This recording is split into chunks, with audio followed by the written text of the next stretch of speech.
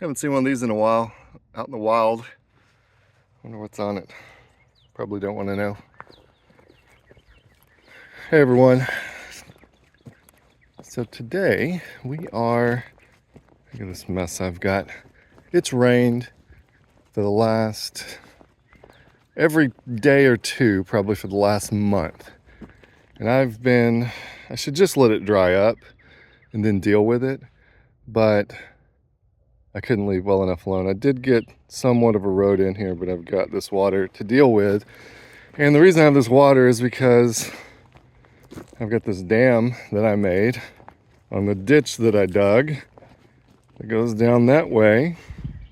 And the reason that I dammed up the ditch that I dug was because I dug it and there's a creek right there.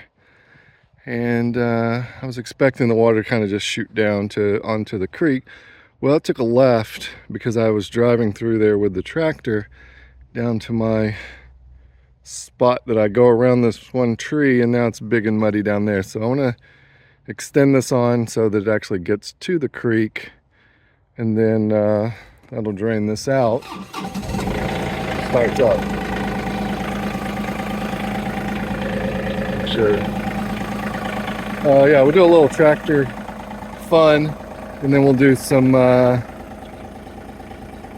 pressure test, and then we'll be done. One of the other reasons I'm here this morning is my homemade bush hog. I call it a bush hog, but technically it's called a rotary cutter.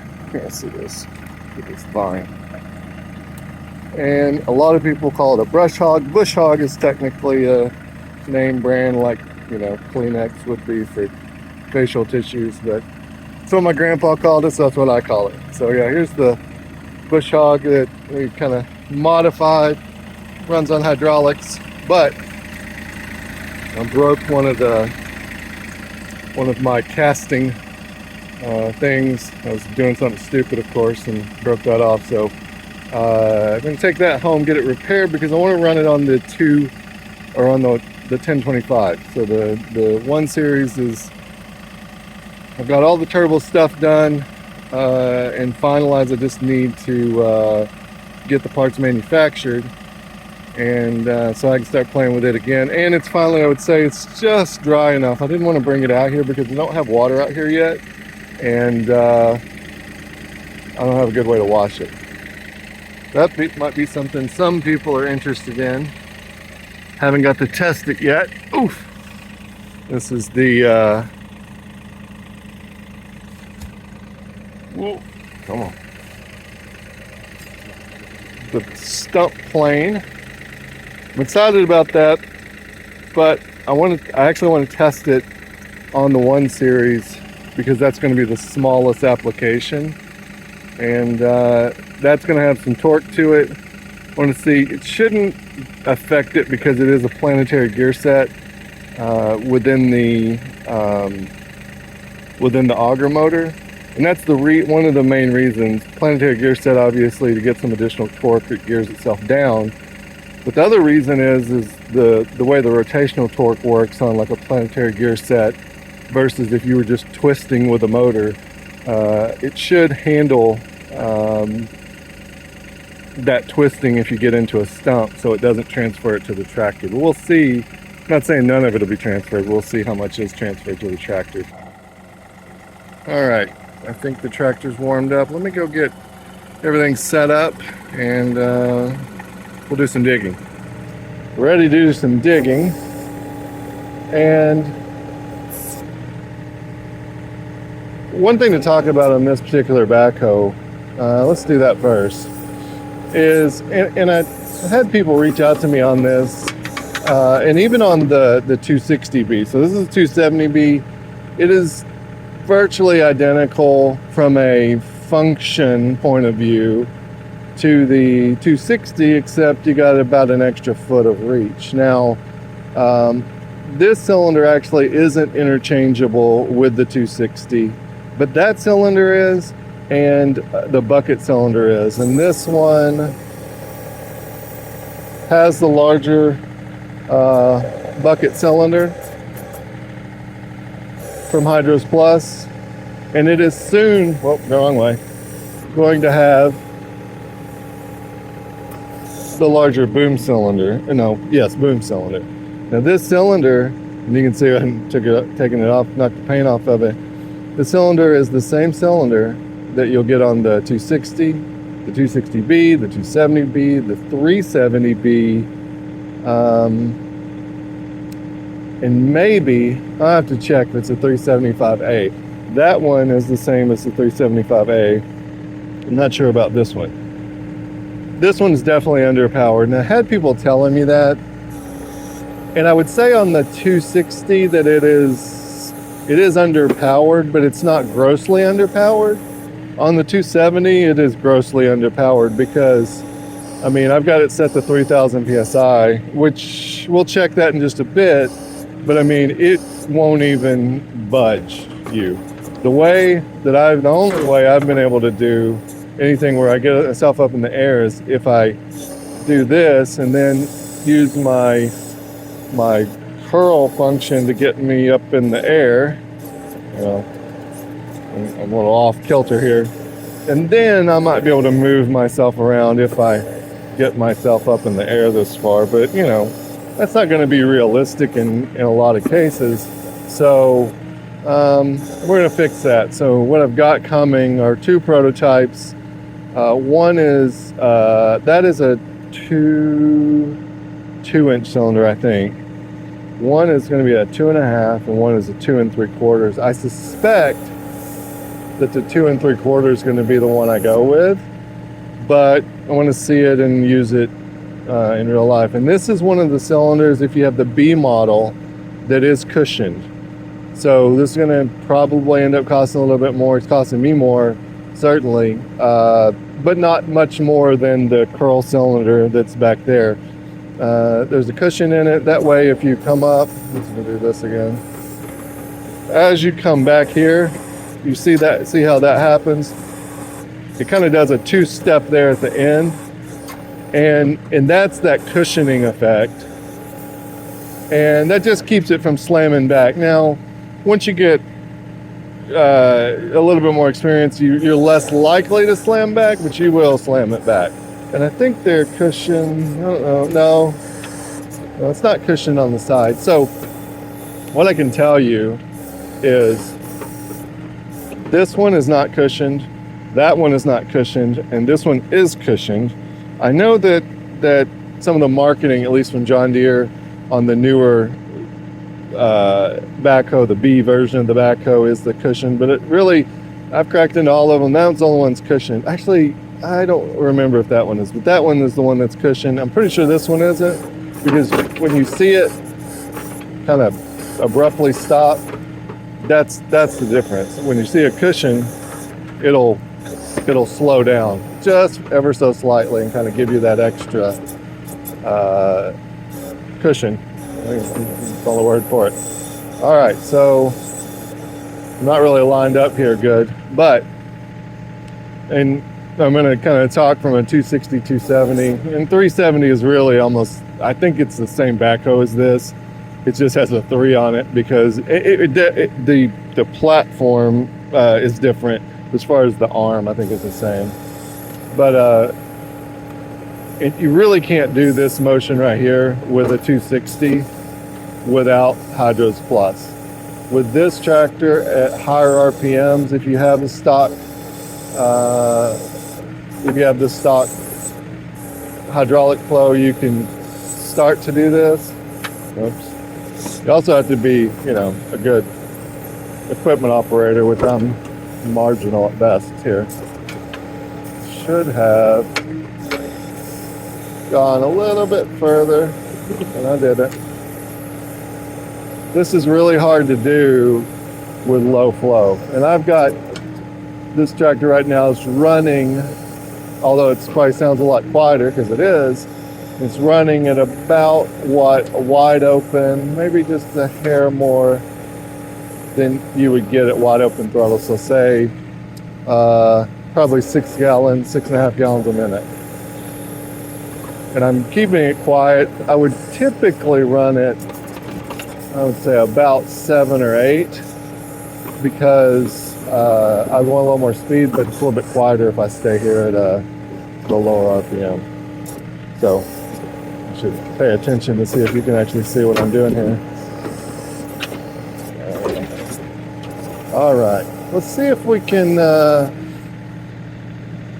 gonna go ahead and throw it into neutral here. We'll see if we got enough power. We have enough power, I would say. We just do have enough grip. Need to come up there a little bit. That might be enough. Get this little bitty spot.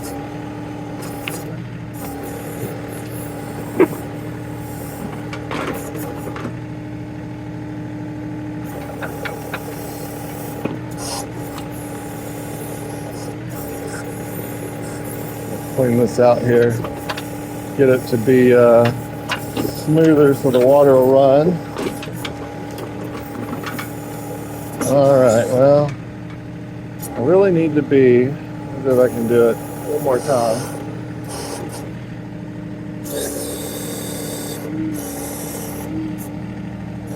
I'm gonna come up just a little bit more. Come on. There you go. Get this out of the way here. Maybe that help. There we go. There we go. Just want to make sure water doesn't divert right here.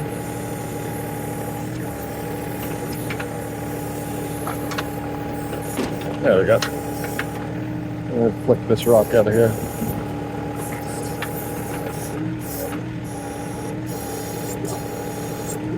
This is the rock you should get off the tractor and get, but then you're too lazy to get off the tractor. So you just make a mess of it while you try to showcase your terrible backhoe skills. All right, making a fool of me. There we go. All right, let's see. Let me get this.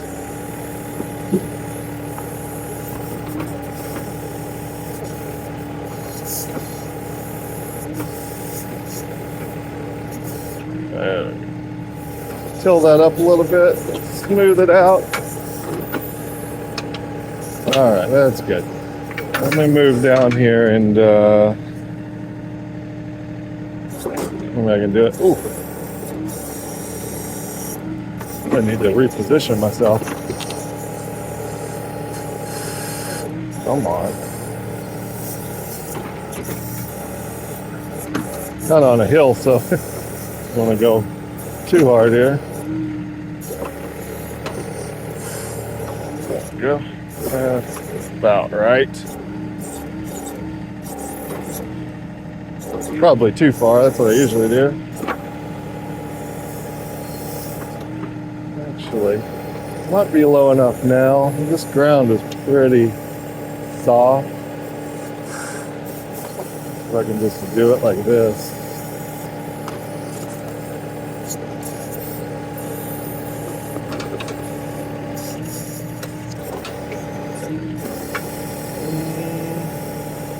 I don't know if it's going to be deep enough. Let's get a little off the top here.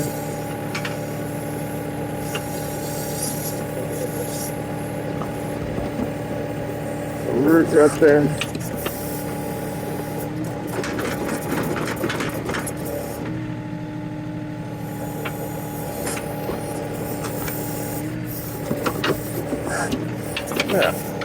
Yeah, I think that'll flow. Let's see if we're low enough.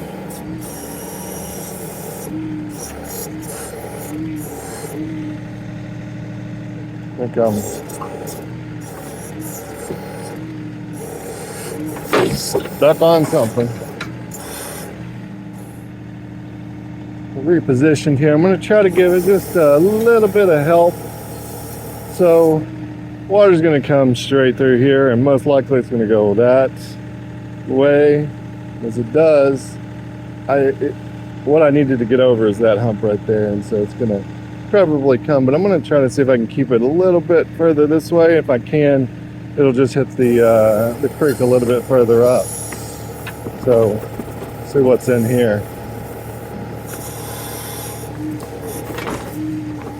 Maybe if there's enough resistance here. So I mentioned we're gonna go and look. Let's go to the side here. We're gonna go and put a pressure gauge on some of these and see exactly what's happening, or try to see what's happening. We may not figure it out, but one of the things that the backhoe does, and it's important from a hydraulic point of view. If you've seen the video where I'll link it somewhere here, the Kubota front loader has a, it's a plus and a minus, and what I mean by that is it has a valve in series, or a serial valve. That would not work well in a backhoe setup because, and you'll see in that video if you watch it, whenever the fluid, so if this was in series, say these two were in series, the fluid that comes out of this, so it goes into this one, and when it comes out of this one, it would go into that one. What that effectively does is give you kind of a compounding of your flow, which is great for speed.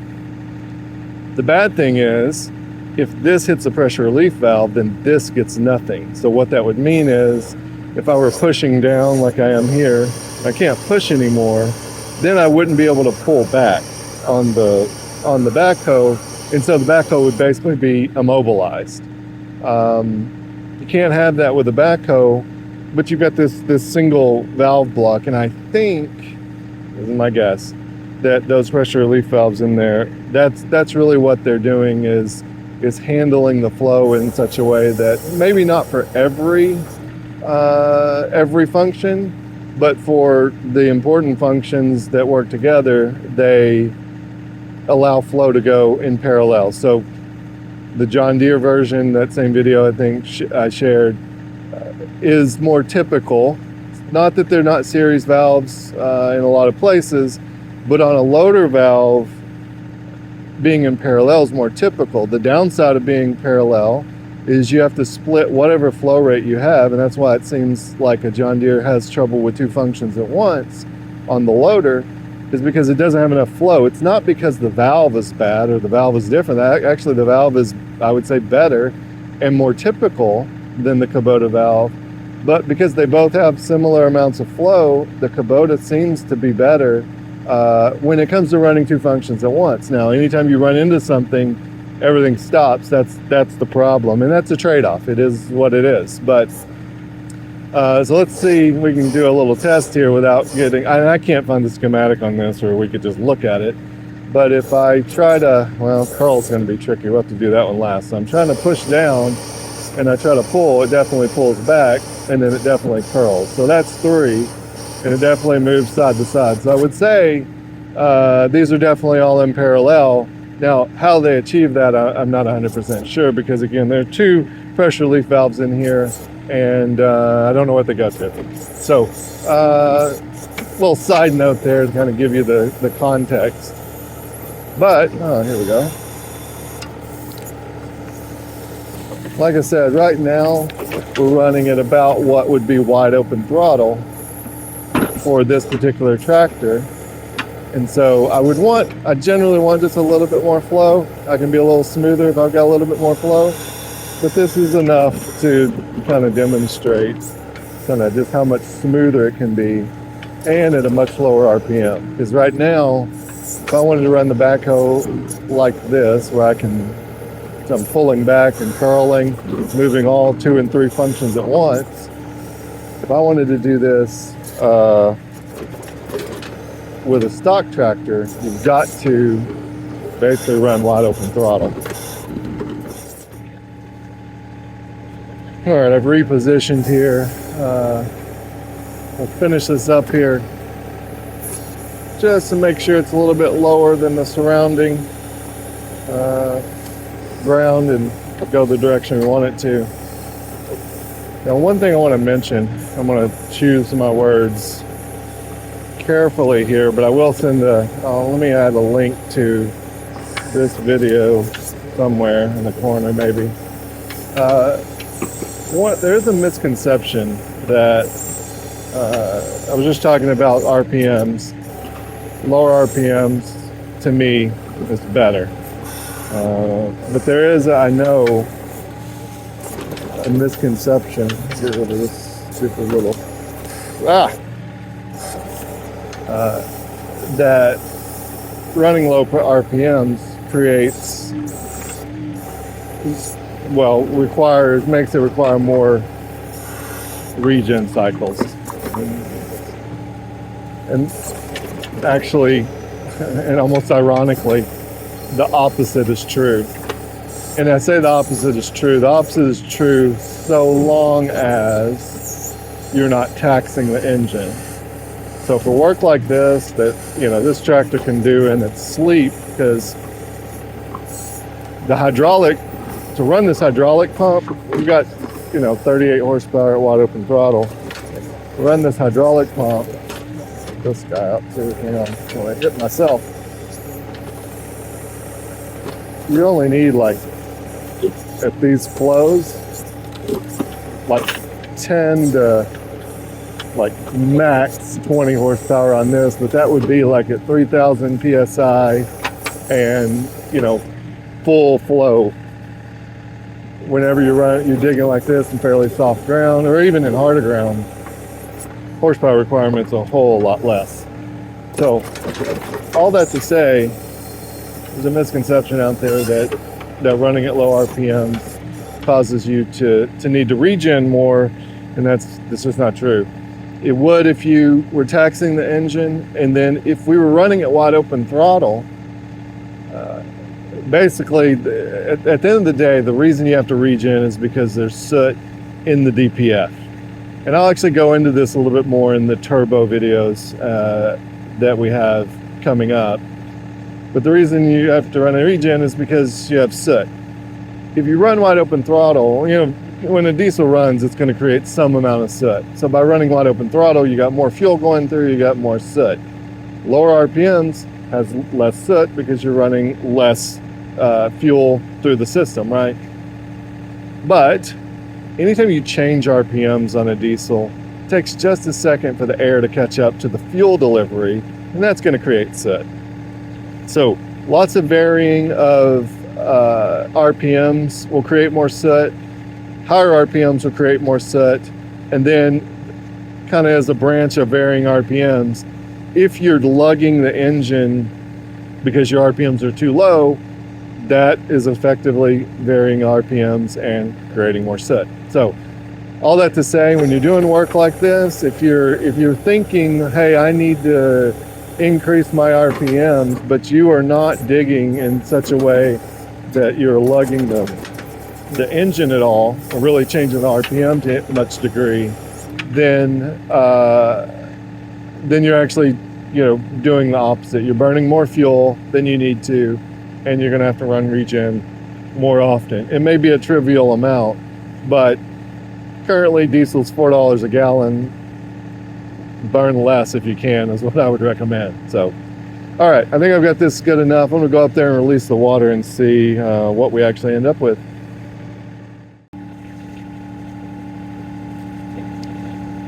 All right, here's the fun part.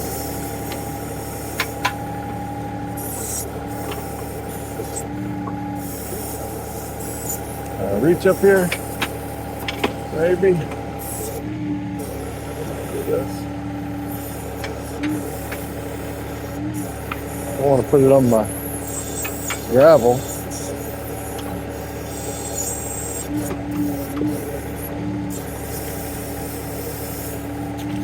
Probably gonna roll back in.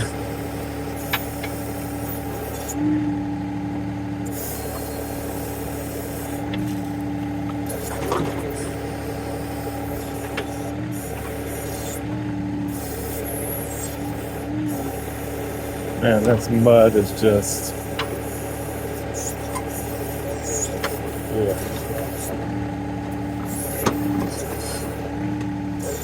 Just slop.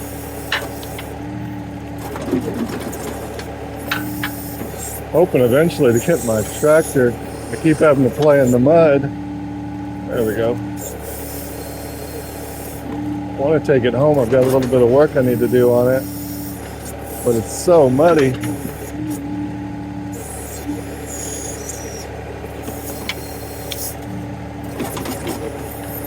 There we go.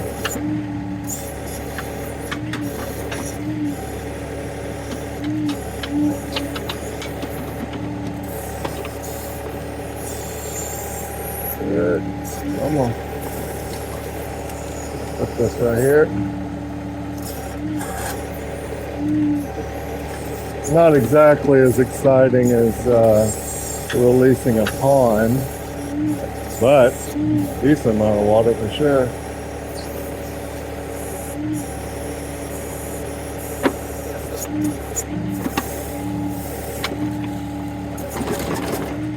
All right. Well, that may take a second to get down there. Let's see if I got any spots I need to loosen up.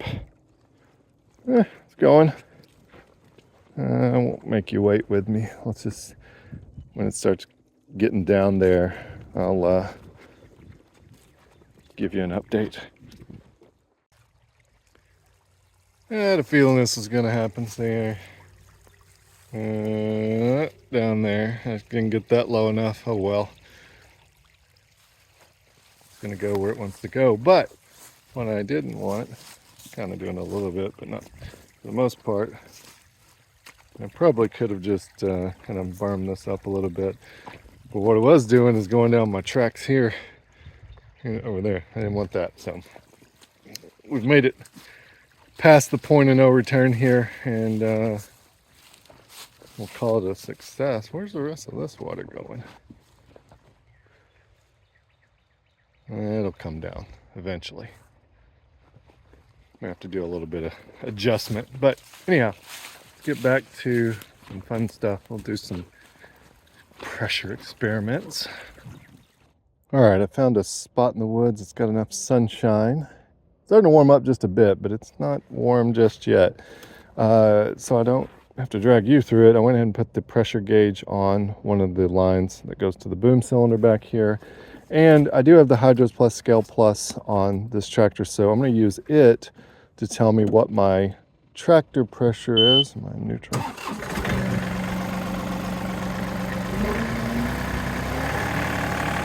So we won't get too fancy here. So the way, if you have the Scale Plus and you want to use this as a pressure gauge for the system pressure, you just deadhead it against the top.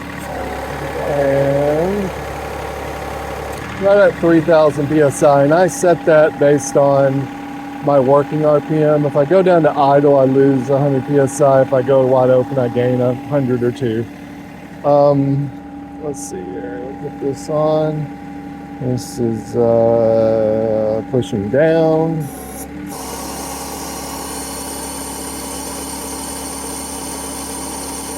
$26. Oh.